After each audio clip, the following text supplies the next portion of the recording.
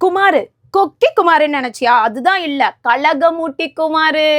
அதாவது இந்த 5 கட்சி தாவன குமார் இருக்கார்ல, அவரை தான் நான் இப்ப சொல்லிட்டு இருக்கேன். என்னன்னா, இன்னும் ஒரு பிரஸ் மீட்ல வந்துட்டு கனிமொழி அக்காவா உதயநிதி அண்ணாவை முடிவெடுங்கன்றாரு. நான் என்ன சொல்றேன்னா, ஐயா எங்களுக்கு தலைவர் இருக்காரு, முத்துவேல் கருணாநிதி ஸ்டாலின் ஐயா அவர்கள் இருக்காரு. ஆனா உங்க கட்சியில தாவேகா கட்சியில வந்துட்டு நடிகர் விஜய் தலைவரா இல்ல முதல் போட்ட முதலாளி தலைவரானே தெரியல.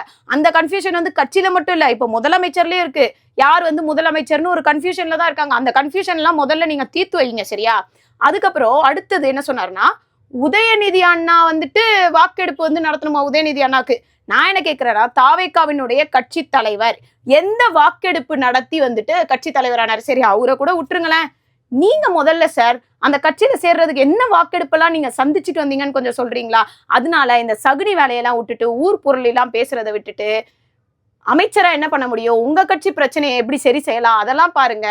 இந்த சாத்தா வேத ஓதுற கதெல்லாம் இங்க வந்து வேண்டாம், சரியா? அடுத்தது என்ன சொன்னீங்க, மேகதாது அணை பத்தி ரிப்போர்ட்டர் உங்ககிட்ட கேட்கும்போது என்ன சொல்றீங்க, ஸ்டாலின்ட்ட உதயநிதிட்ட கேளுங்க அப்படின்றீங்க நீங்க.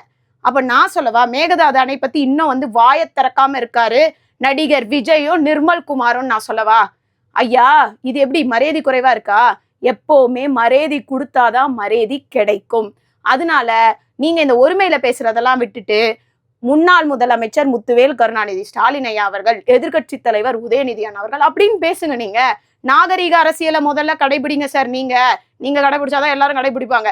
அதுக்கப்புறம் என்ன சொன்னீங்க, இவங்களுக்கு வந்து ஒண்ணுமே தெரியாது, நீங்க அவங்க கிட்ட போய் கேட்டுவாங்க. சார் நான் சொல்றேன், இப்போ ஒரு டீச்சர் வந்து ஸ்டூடெண்ட் கிட்ட வந்து கேள்வி கேட்கறாங்க ஒரு பையன் கிட்ட. அந்த பையன் வந்துட்டு போயிட்டு நீங்க வந்துட்டு எதிர் கிளாஸ்ல இருக்கவனை கேட்டுவாங்கன்னு சொன்னா டீச்சர் வாயிலே அடிக்க மாட்டாங்க. அதனால ரிப்போர்ட்டருக்கு யார்கிட்ட என்னென்ன கேள்வி கேட்கணும்னு தெரியும். உங்களுக்கு திராணி இருந்தா அந்த கேள்விகளுக்கு பதில் சொல்லுங்க. அப்படி சொல்ல முடியலையா, உங்களுடைய அமைச்சரே ஒருத்தர் இருக்காரு, நோ கமெண்ட்ஸ் அமைச்சர், அவர் மாதிரி வந்து நோ கமெண்ட்ஸ் சொல்லிட்டு போயிட்டே இருங்க. அதை விட்டுட்டு வந்துட்டு திசை திருப்ப பார்த்துட்டு இருக்கீங்க கேள்விகள் எல்லாம். அடுத்தது நீங்க சொன்ன இதுல இருந்தே வருவோம். நம்ம என்ன சொல்லியிருந்தீங்கன்னா, கர்நாடகாவை சந்திக்கணும்னா ஒண்ணு நேரடியா போய் பேசணும், அப்படி இல்லைனாக்கா சட்ட ரீதியா சந்திக்கணும். சட்ட ரீதியா இந்த ரெண்டுத்தையுமே நீங்க எப்ப தெரியுமா சார் பண்ணுவீங்க, 1 வாரம் கழித்து பண்ணுவீங்க.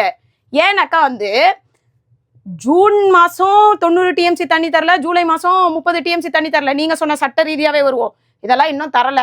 ஆனா ஜூலை 19ஆம் தேதி கர்நாடகா முதலமைச்சர் போயிட்டு காவேரி நீர்நிலை வாரியத்துக்கிட்டே போய் சொல்லிட்டு வந்துட்டாரு. என்ன சொல்லிட்டு வந்தார், காவேரி மேலாண்மை வாரியத்துக்கிட்டே போய் சொல்லிட்டு வந்துட்டாரு. என்ன சொன்னாருன்னா, தாவேக அரசை பார்த்து 3 லட்சம் ரூபாய் சொன்னாரு, தண்ணி எல்லாம் நாங்க தர முடியாது, என்ன பண்ணுமோ பண்ணுங்க அப்படின்னு 3 லட்சம் ரூபாய் சொன்னாரு. ஆனா அதுக்கு இந்நாள் வரையும் சரி, இப்ப என்ன 26ஆம் தேதி இந்நாள் வரையும் பொதுப்பணித்துறை அமைச்சரோ நீர்வளத்துறை அமைச்சரோ முதலமைச்சரோ யாருமே வாயை திறக்கல. இன்னொன்னு பேசக்கூடிய அமைச்சர்கள் 2 பேரு, நீங்களும் ராஜ்மோகன் அவர்களும் தான், நீங்க கூட வாயை திறக்கல. எதனால வாயை திறக்கல, இப்ப நீங்க ஏதாவது ஒரு அறிக்கை விட்டுட்டீங்கன்னா உங்க அண்ணனுடைய படம் வந்து கர்நாடகால ஓடாது, பேனர்லாம் கிழிக்கப்படும், தியேட்டர் கதவு மூடப்படும், போராட்டம். ஏன் இப்ப கூட போராட்டம் பண்றாங்க, ஓசூர் பார்டர்ல வந்து இப்ப கூட போராட்டம் பண்ணிட்டு இருக்காங்க. இதெல்லாம் நடக்கும், அண்ணனுடைய படம் பிளாக் பஸ்டர் ஆகாது. அதனால வந்து நீங்க எல்லாம் சைலண்டா இருக்கீங்க. அதனால இந்த 1 வாரம் கழிச்சு நீங்க வந்து அறிக்கை விடுவீங்கன்னு நினைக்கிறேன் நானு. ஆனா வந்துட்டு ஒண்ணுங்க ஐயா, நீங்க என்ன தெரியுமா, விவசாயிகளா இல்ல வந்து படம் பிளாக் பஸ்டர் ஆகணுமான்னு கேட்டா நீங்க எதை செலக்ட் பண்ணுவீங்கன்னு புரிஞ்சு போச்சு. படம் பிளாக் பஸ்டரை தான் செலக்ட் பண்ணுவீங்க. ஏன்னாக்கா வந்து உங்களுடைய ப்ரொடியூசர் வந்துட்டு கர்நாடகாவை சேர்ந்தவர், அதுவும் இல்லாம அவரை வந்துட்டு டெல்லி பிரதிநிதி அவரை ஆக்கி வச்சிருக்கீங்களே, வெங்கட நாராயணா அவரை தான் சொல்றேன்.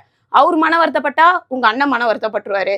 அதனால உங்களுக்கு படம் தான் முக்கியம், விவசாயிகள் முக்கியம் கிடையாது. விவசாயிகளுக்கும் அது புரிஞ்சிருச்சு. நீங்க கேட்டீங்களே ஸ்டாலின் ஐயா அவர்களும் உதயண்ணா அவர்களும் என்ன பண்ணாங்கன்னு சொல்லிட்டு, நீங்க இந்த 2 மாச தண்ணியே சட்ட ரீதியா கொடுத்த தண்ணியே நீங்க வாங்கி தர முடியல. ஆனா அவங்க 5 ஆண்டுகளா தண்ணியை வந்து வாங்கி கொடுத்துருக்காங்க. அதனாலதான் நேத்து வந்துட்டு 64 விவசாயிகள் சங்கம் போயிட்டு முத்துவேல் கருணாநிதி ஸ்டாலின் ஐயா அவர்களை போய் சந்திச்சு பேசியிருக்காங்க. அதனால இப்ப புரியுதாங்க ஐயா உங்களுக்கு? மக்களே, இதுதான் இன்றைய ஜனநாயகம்.